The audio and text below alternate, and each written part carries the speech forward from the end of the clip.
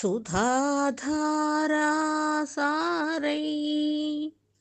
చరణయుగళాంతర్విగళితై ప్రపంచం సించంతి పునరపి రసామ్నాయ మహసా అవాప్యత్వాం భూమిం భుజగనిభ మధ్యుష్టవలయం స్వమాత్మానం కృత్వా స్వపిషి కులకుండే కుహరిణి.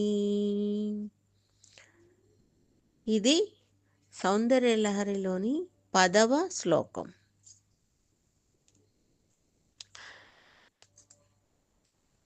మనం 9వ శ్లోకంలో ఆరోహణ క్రమంలో అంటే మూలాధారం నుంచి సహస్రారం వరకు పై దిశగా మనలోని చైతన్యాన్ని నింపుకుని శివునితో కలిపి అమ్మ దర్శనం చేసుకున్నాం.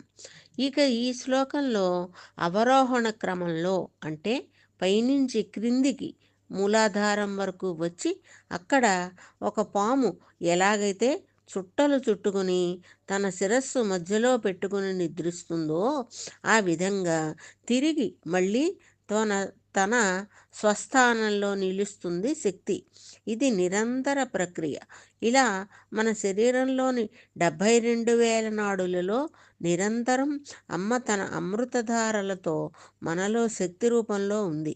కనుకనే మనం జీవించగలుగుతున్నాం.